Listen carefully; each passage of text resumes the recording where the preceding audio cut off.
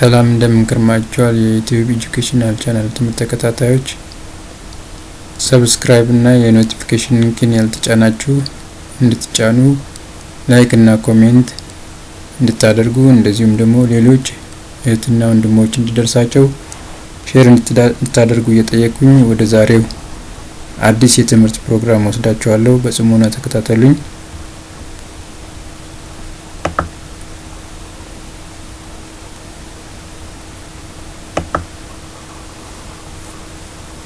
ዛሬ እንግዲህ አስገዳጅ የኢትዮጵያ የምግብና መጠጥ ቤቶች ንጽህናና የአካባቢ ጤና መስፈርቶች ወይም compulsory Ethiopian standard for food and drinking establishment for hygiene and environmental health requirements ነው የምንመለከተው።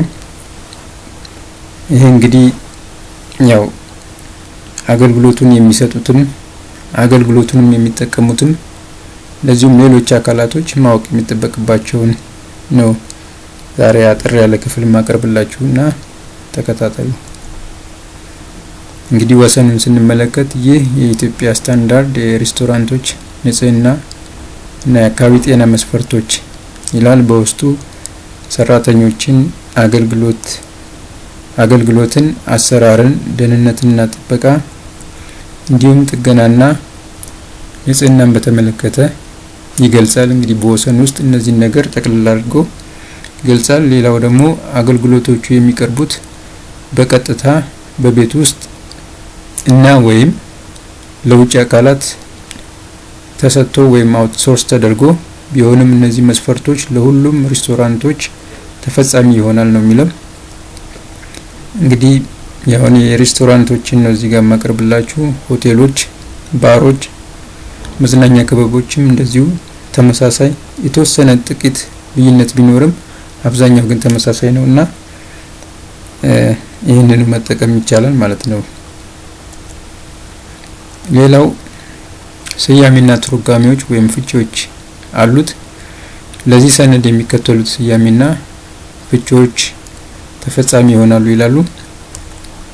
ስንመለከታቸው ለምሳሌ ሬስቶራንት ማለት ምን ማለት እንደሆነ እዚህ ጋር ይናገራል። አግባብ ባለው ሕግ እውቅና የተሰጠው ወይም የተመዘገበ የምግብና የመጠጥ አገልግሎት የሚሰጥ የንግድ ተቋም ነው የሚለው። ስለዚህ አግባብ ያለው እውቅና የተሰጠው መንግስት የሚያውቀው የመንግስት አካል ያቋቋመው ያ ተቋም መዝግቦት ንግድ ፍቃድ ሰጥቶት አገልግሎቱን እንዲሰጥ ያደርጋል ማለት ነው። ሌላው ቡፌ ወይም ቢፌ ብለን የምንለው ተገልጋዩ ወይም እንግዳው በዛ ሬስቶራንት ውስጥ ሄዶ የሚገለገለው ወይም እንግዳው በራሱ ነፃነት ምግቦችንና መጠጦችን በአይነትና በብዛት ከምግብ መጠጥ መደርደሪያ ጠረጴዛ ላይ መርጦ የሚገለገልበት አቀራረብ ነው። ይሄ እንግዲህ ማንኛውም የሬስቶራንት ተገልጋይ የሆነ ሄዶ በነፃነት እንደዚህ በምስሉ ላይ እንደምትመለከቱት የራሱ ምርጫ ምግብና መጠጦችን እየመረጠ የሚጠቀምበት የቡፌ ሜኑ ነው ማለት ነው። ቡፌ ማለት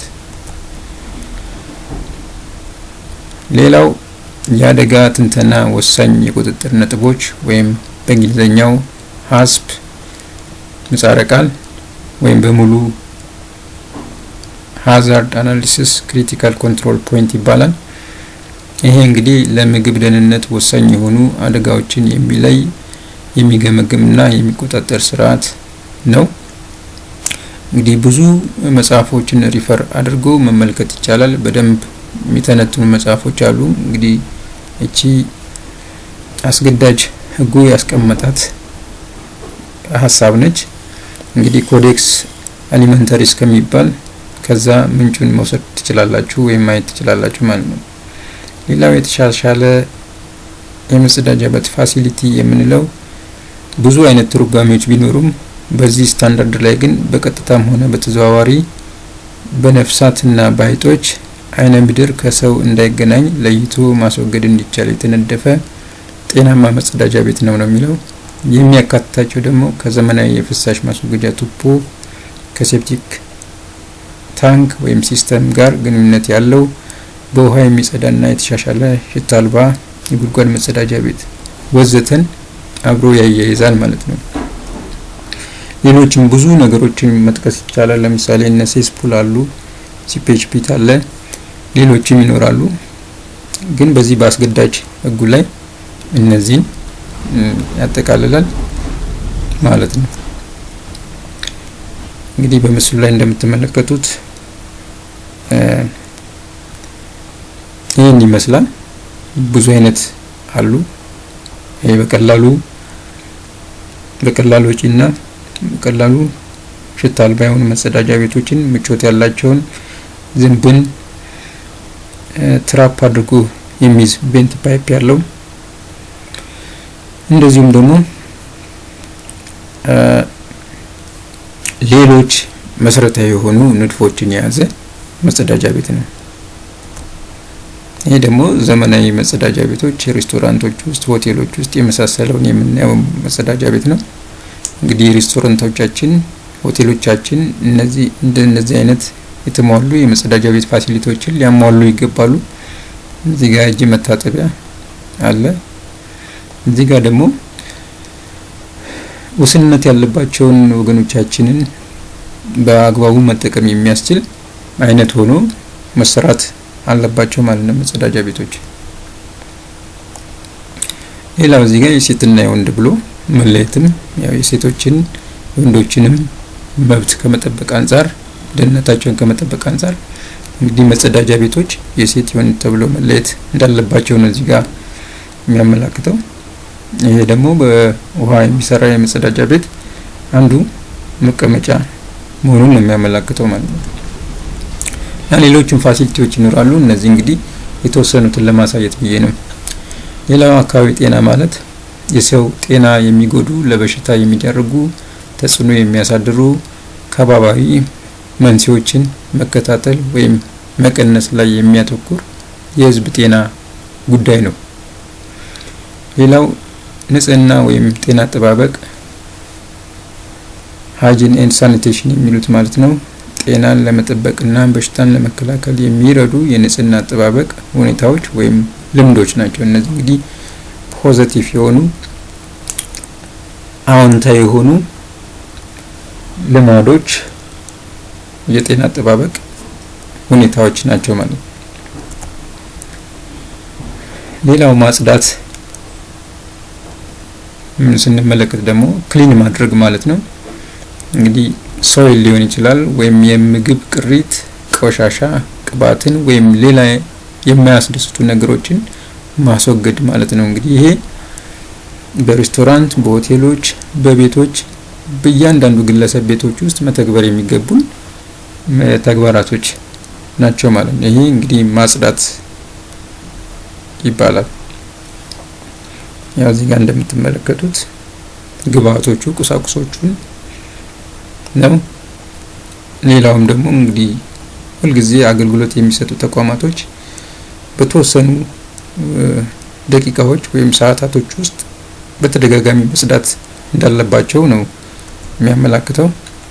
ሌላው መጸዳጃ ቤት አካባቢ መጸዳት እንዳለባቸው፣ ሻወር ቤቶች መጸዳት እንዳለባቸው፣ ብዙዎቹ አገልግሎት የሚሰጥባቸው ተቋማቶች ሁሉም ኮምፓውንዱ ግቢው በሙሉ በተወሰኑ ሰዓታቶችና ደቂቃዎች ላይ እየጸዱ ቆሻሻዎቹ በአግባቡ መያዝና መወገድ እንዳለባቸው ነው። በመጨረሻ ደግሞ ያጸዳ ቆሻሻ የነካ እንግዲህ እጁን በሚገባ መታጠብ ማጽዳት እንዳለበት ነው። ሌላው የሬስቶራንቱ መግቢያና ስም ከውጪ የሚታይ መሆን አለበት ይላል አስገዳጅ ህጉ። እንግዲህ ማንኛውም ተቋም የራሱ የሚታወቅበት ስም ሊኖረው ይገባል። ያ የሚታወቅበት ስም ደግሞ ለማንም ግልጽ በሆነ ሁኔታ መታየት መቻል አለበት። ለምሳሌ ይሄንን መውሰድ ይቻላል ማለት ነው። ሌላው የመገልገያ ቦታዎች ንጹህና ብርሃን ያላቸው መሆን አለበት ነው የሚለው። ይሄ ግልጽ ነው። የትኛውም በሬስቶራንቱ ወይም አገልግሎት በሚሰጠው ተቋም ውስጥ በቂ የሆነ የተፈጥሮ ብርሃን ሰው ሰራሽ ብርሃን መኖር መቻል አለበት። ንጹህ መሆን መቻል አለባቸው፣ ማራኪ መሆን መቻል አለባቸው ማለት ነው። ሌላው ለደህንነት፣ ለምቾት በቂ ብርሃን በሁሉም የህዝብ መገልገያ ቦታዎች፣ ደረጃ መወጣጫዎች፣ ደረጃ ማረፊያዎች ወዘተ ሊኖር ይገባል። ይህም ተመሳሳይና ግልጽ የሆነ ጉዳይ ነው። ስለዚህ ለምሳሌ በቀንም በምሽትም ሊሆን ይችላል። እነዚህ ደረጃ መውጫዎች እንደገና ደግሞ ላንድ የሚያደርግባቸው ደረጃዎቹ ወጥቶ የመጨረሻ ላንድ የሚደረግበት ወይም ማረፊያዎቹ ቦታዎች፣ ሌሎች እንደዚሁም ወደ መጸዳጃ ቤት አካባቢ፣ ማብሰያ ቤት አካባቢ የመሳሰሉት አካባቢዎች በሙሉ ህዝብ የሚገለገልባቸው ወይም ተገልጋዩ መጥቶ የሚገለገልባቸው ስፍራዎች በሙሉ በቂ የሆነ በቀን የተፈጥሮ ብርሃን፣ በምሽት ደግሞ እንደዚሁ ሰው ሰራሽ ብርሃን ሊኖር ይገባል ማለት ነው። ሌላው በተቋሙ ውስጥ የተላላፊ በሽታዎች ምልክቶች ሊከሰቱ ይችላሉ። በሚከሰቱበት ሰዓት ደግሞ ለሚመለከተው ተቆጣጣሪ አካል በወቅቱና በሰዓቱ ማሳወቅ እንዳለበት አስገዳጁ ህጉ ይጠቅሳል። ስለዚህ በዛ ሄዶ የተገለገለ ባለ ጉዳይ ተገልጋይ ወይም ደግሞ አገልግሎቱን እየሰጠ አካል ያለ ማንኛውም አይነት ተላላፊ የሆኑ በሽታዎች ሲከሰቱ በወቅቱ ለሚመለከተው በቅርብ ላለ አካል ማሳወቅ፣ ማስገንዘብ ያስፈልጋል ማለት ነው። ሌላው በተቋሙ ውስጥ ሲጋራ ማጨስ አይቻልም። ስለዚህ ሲጋራ ማጨስ የተከለከለ ነው የሚል በጉልህ የሚታይ ምናልባት በባነር ሊሆን ይችላል 1 ሜትር በ1 ሜትር ወይም ከዛ ከፍ ባለ ጎላ ሲገቡ ከውጪ ሲገቡ ማንም ሰው የሚመለከተው አይተውት ደግሞ በዛ ተቋም ውስጥ ማጨስ እንደሌለባቸው እንዲረዱ በአግባቡ ተዘጋጅቶ መለጠፍ ወይም መሰቀል አለበት። ይሄ እንግዲህ በጣም አስገዳጅ ህግ ነው ማለት ነው። አጠቃላይ እነዚህና ሌሎች ህግጋቶች አሉ። ለዛሬ ይህን ያህል እነዚህን ካቀረብኩላችሁ ለቀጣይ በሌሎቹ ህግጋቶች ላይ እስከምንገናኝና እስከማቀርብላችሁ ድረስ እናንተ ሰብስክራይብ እና የኖቲፊኬሽን ኪን ያልተጫናችሁ ሰብስክራይብ እና የኖቲፊኬሽን ኪን እንድትጫኑ እንዲሁም ላይክ እንድታደርጉ ከወደዳችሁት ከጠቀማችሁ እንድታደርጉ እንደዚሁም ደግሞ ለሌሎች እህት ወንድሞች ማወቅ ለሚገባቸው በሙሉ እንዲደርሳቸው ሼር እንድታደርጉ፣ በተረፈ ደግሞ ሀሳባችሁና አስተያየታችሁን በኮሜንት ላይ እንድትሰጡኝ ጠይቃለሁ። እስከምንገናኝ ሰላም ቆዩኝ። ቻው።